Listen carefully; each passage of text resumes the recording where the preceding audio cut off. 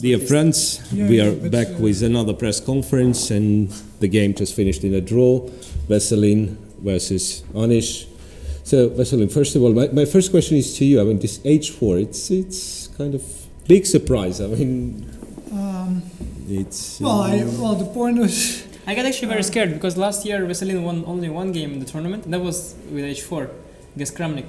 So I was a bit... But not as early. But not as early, I believe. So well, okay, but I'm not sure which one was more dubious, that H4 or this H4? The idea is obviously that, let me see, if I start with knight c3... Yeah, now d5 is very strong.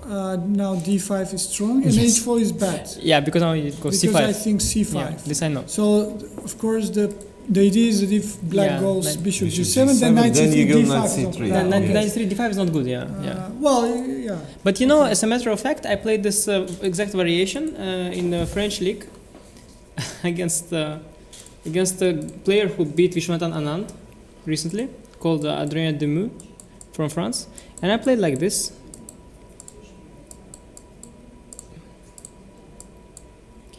And I believe I beat him. And now I have the same position with h4. With d6, h4. I mean, come on. No, of course it's true, but why move forward? Yeah, but you should. Yeah, but you should. I thought it was. I thought you should take on a6 and play the ending. Queen e2. I was planning to go some clever rook e8. I'm not sure if it's. No, but why not just rook knight b7 and? Yeah, okay, then you take in castle. I don't think it's. No, it's good for black. But I wanted to be clever and take with a knight and then go knight b4. Have some also, but I thought it just if you just put it. Yeah, but what queen c2? I mean, it's absolutely ridiculous. No, but of course my idea was, but actually bishop e2, queen b4. Yeah, I guess. Bishop e2. That's at least what they do in that variation. But maybe. Yeah, but maybe. What is the point of queen c2? No, because my idea was to go knight d3 and knight d1 e3.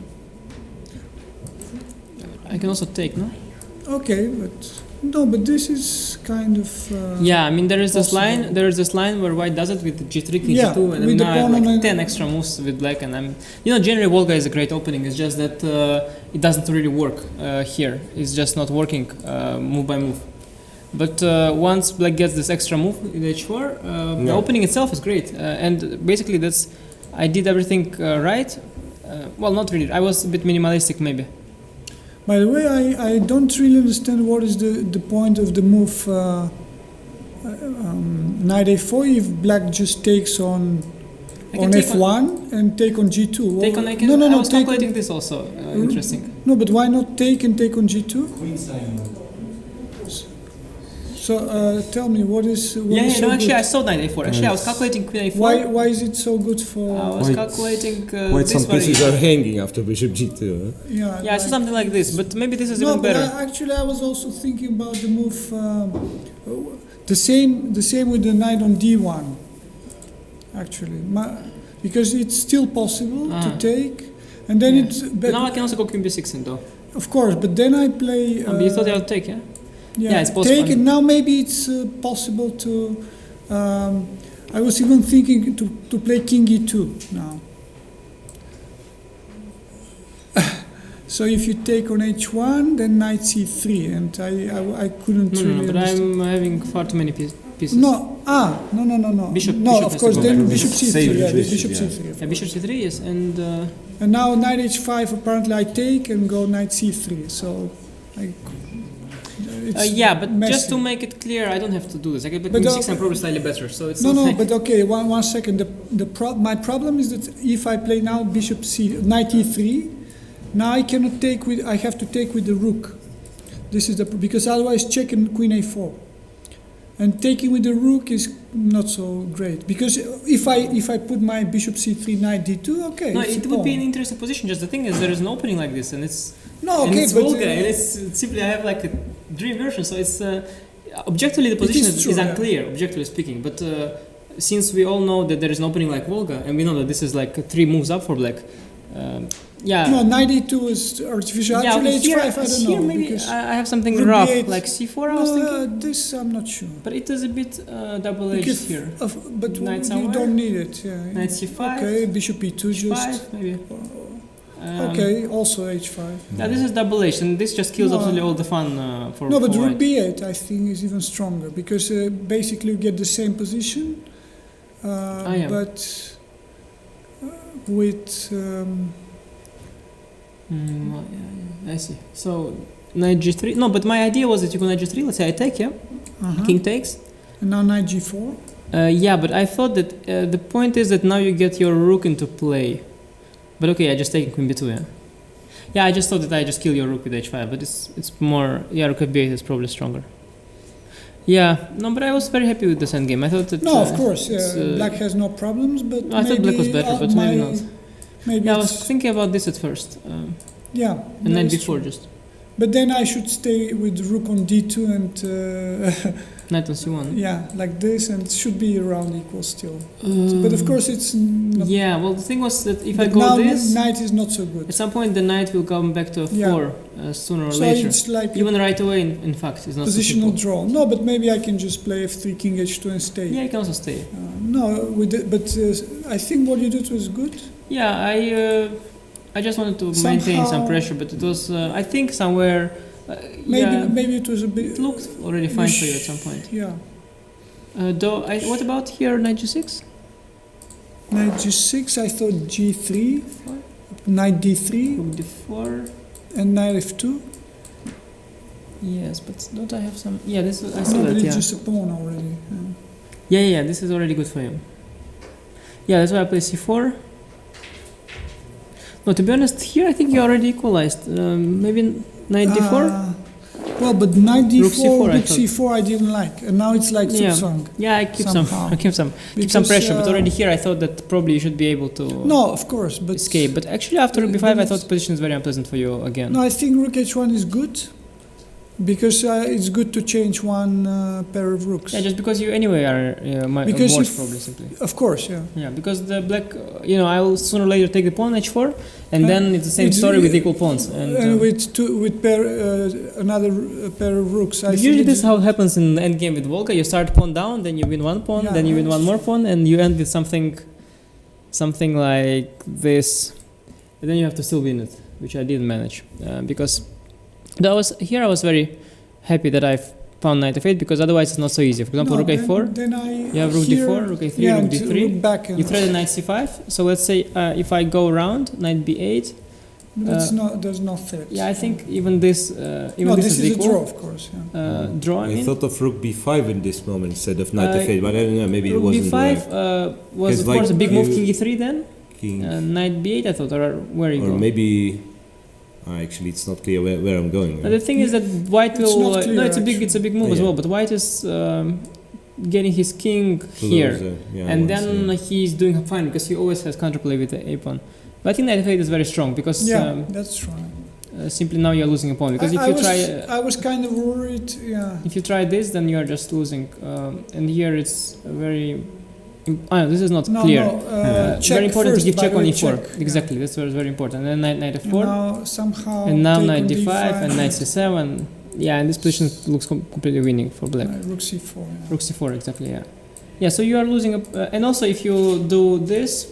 Yeah, this rook a3 we checked. This is great. Yeah, looks like not working. Yeah, I mean, I can just do simply this. Even that. Probably. You had a little bit stronger check from h3. Yeah.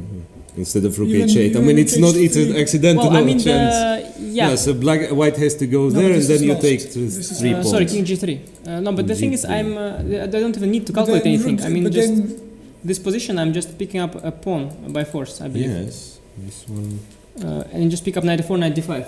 Yes, this position is completely winning. So this white loses the pawn, and now I was worried about in this game. Yeah, I was thinking you should. I was a bit worried that you will put the knight here because now the problem is my knight on g6 is really out. So the only way for it to go into play is knight h8, f7, maybe h6, but then maybe g4. Maybe it's true that at the moment you play knight h8, I go knight g5. So.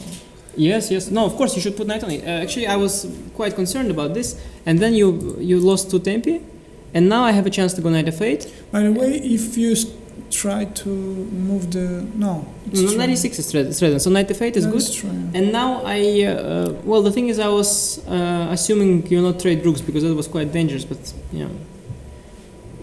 Otherwise, it's not so easy because knight on e3 is not so bad. I was considering a position like this, and I was trying to find a plan here. No, you have to. A very hard task to find a plan here, to be honest. No, I thought it's you have to somehow try to move your rook on the H file, but objectively it's close to draw. I thought it was good to switch. Even now. No, it was actually, I was optimistic because the game went, so far I did everything, everything very nicely. I've traded everything and I won a pawn in the process. But even after that, it's not so easy. And unfortunately, I had far too little time. Here, the problem was, it's tempting to get this position, but this is just a draw because it's king d3, king d5 is lost. But he can wait forever. And if I go around, he goes here. If I do d3, he goes king d2, and then he picks up my d pawn. So this knight king endgame, this is the best position I can always reach. He doesn't go. But even that's a draw. No, this is lost. This is lost, but why is it lost? No, because took song. Let me. And 6 knight before king e4. Yeah. Well, so this is probably Yeah, I think quite for sure. But it doesn't. It's not a very somehow relevant. You don't have to go for it. Yeah, I mean, maybe here you mean that you can fight on like this, yeah? G5, Yeah, but okay, true. Maybe not so easy. You put the knight on but C5, this is just very, forced draw. So since this is a draw, I don't anymore see what I'm aiming for. I was hoping, of course, for.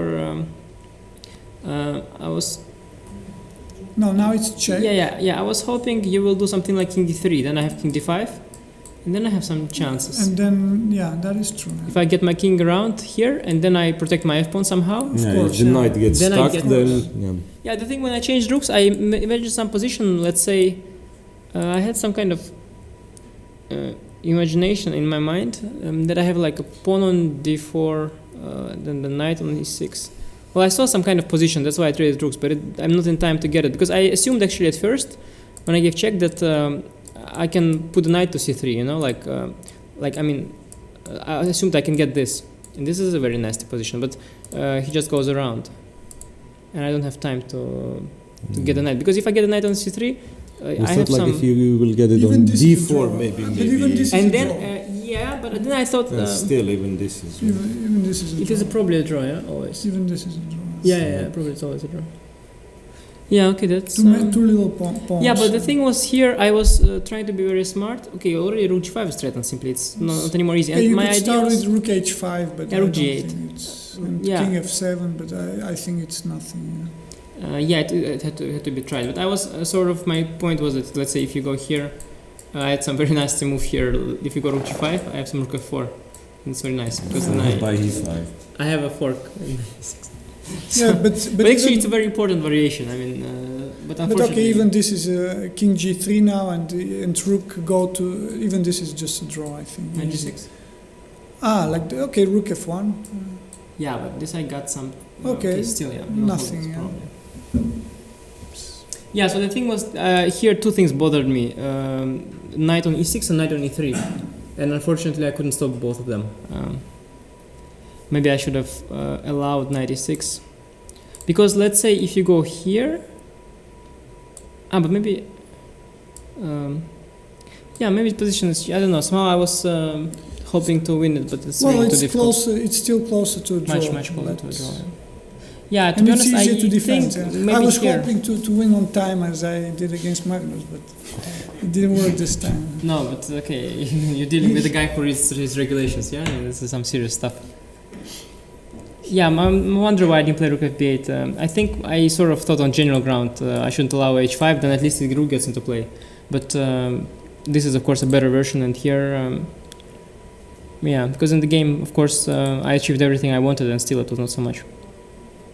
Well, okay, it's pity because I don't think I'll get h4 in every game, so it's a pity that I wasted this opportunity. So, any interesting opening experiment, which, before the round, Veselin asked somebody what is the worst opening for black against d4. And the thing is that there are many bad openings, but one with h4 included, all of them become good, yeah? King's Indian, Benoni, Volga. I thought this question was kind of sort of introduction to what he was going to play, which was interesting. Okay, so thank you very much.